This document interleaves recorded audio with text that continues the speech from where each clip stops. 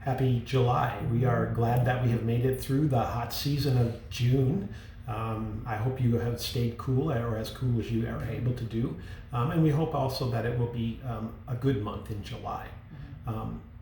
We're glad that we can celebrate the 4th, that in a sense that becomes our own congregation's Independence Day as we think about moving back into worship.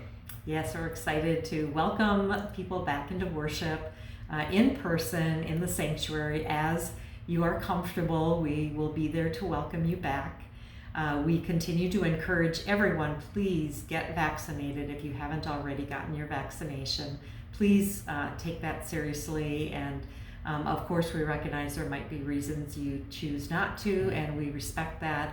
But if you are able to, we would be very happy to encourage you to do that. We also recognize that there are children among us who are not able or allowed to be vaccinated, so we want to keep one another safe. So whatever we do as we come back into worship on July 4th and then beyond, we certainly want to make sure that it's done in a way that is safe for everyone. Here's what you can expect in the process of coming back into worship. Regarding vaccination checks, they are currently, as of June 30th, not mandated, and we will not be checking whether you're vaccinated or not. We hope that you have vaccinations, but that's not going to be something we're going to do per council and our team's directives.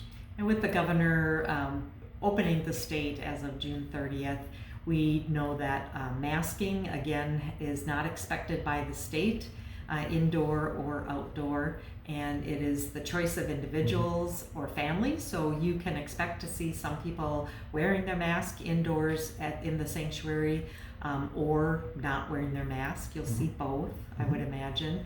And we encourage you again to do what you're comfortable. Yeah. And regarding singing, our understanding also from the mandate that came out on June 30th from the state is that singing is not restricted whatsoever. You can expect that our musician Adam will be singing from the piano. There may be a worship team singing one or two of the songs or more from the piano area. We would encourage people to sing in the pews with or without their masks, and we really encourage that be a personal choice in terms of how you feel about it. And again, under the umbrella of evidencing safety for everyone. And following the governor opening things on June 30th, we did have a meeting with the COVID guideline team, and they're the ones that worked out these expectations with us that we said we would share with you. So regarding Holy Communion, we agreed that it would really be important.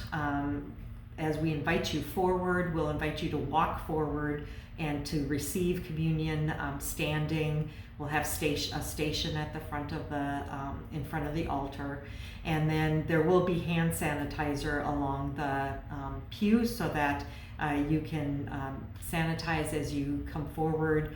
You'll have crackers gluten-free crackers on a large plate that you can take one off for yourself. And then the same with the wine and the grape juice. There'll be in individual cups that you can take out of the tray. And then of course we'll have a basket to collect the empty ones. And then if you choose to use the railings to kneel after receiving communion for prayer, as is the practice for some people, again, use the hand sanitizer before touching the rails. And in these ways, we can just help each other trust that we're minimizing any kind of contact passing of anything. Regarding the sharing of the peace, you may see people who are really comfortable with handshaking and hugging one another, and that's okay. There may be others who are very uncomfortable with that. Please feel free to indicate to others, if that's you who feel uncomfortable, what you are willing to be able to do. For example, if you are uncomfortable with handshaking or hugging, just maybe place your arms like this and maybe bow your head, and you can share some words of peace and through your facial expressions. Or do what you feel is comfortable based on, again, under the umbrella of safety for everyone. The sanitizing practices are going to continue around the building, wiping down surfaces on a regular basis, and hand sanitizer available at the entrances, as we said, in the sanctuary for the Holy Communion line, at the bathrooms, of course. and coffee fellowship. Probably we're talking about, if the weather's agreeable to it, to just have the crafts taken outside. We have those lovely picnic tables in the shaded area alongside the sanctuary. If the weather's not so amenable, we might go ahead and lay it out in the fellowship hall, but the team felt that could be done again safely and in a simple way. Yeah, and we will continue with online services. So every morning, those services that are live currently today and for this month at 9 o'clock, and they will continue beyond even when we're here. And we're also hiring a technical director, a technical person and communications director for the purposes of enabling us to continue that. The transition process has already begun. President David Webster and Vice President Greg Lord met with Bishop Laurie, and they'll be reporting on that possibly this weekend sometime or early next week. And they already can give you some clues or some information about what might be unfolding this fall. Here's what we're doing. We're putting together a worship team that will see you through the transition process, and we'll work with them and give them some ideas about how to take those kinds of processes forward. We're really pleased that this team is being put together and capable of doing this work for you. Supply preachers are being arranged for September and October. And that team will work with them to make sure they're equipped to lead you in worship during those months. I might also mention that one area that we are very much in need of a leader, and we're searching through the congregation. We would love to hear if this is something that you would be willing to consider. We need a treasurer for the congregation. Bill Veith has done a fabulous job over the last couple of years. He would like to transition himself and do some other important projects in the church. And so that leaves an opening for a treasurer.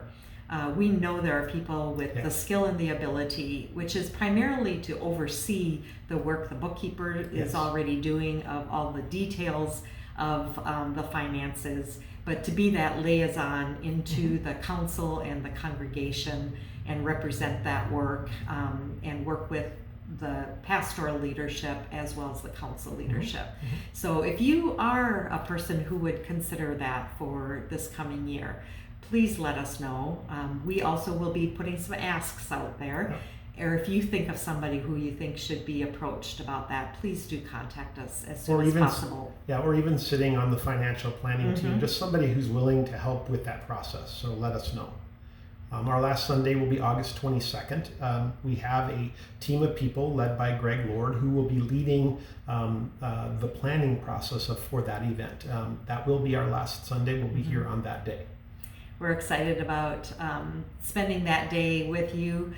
People have asked if we're moving after that or leaving our selling our house or something, but no, we're staying in Oregon City. That'll be our home and our home base, because as you know, our family is spread around the country, grandchildren all around the country, and we are looking forward and heartily feeling that call to be in a relationship with them in the years ahead. And we're also excited about the future that you will have, and we long to see what will happen from a distance. We're glad to do that. Know that we will continue to pray for you, and we will be in touch with you again. This is our second last newsletter process, and we'll do one more next month in August as a way of saying thank you and others. So God bless you, and take care. Be safe and stay cool.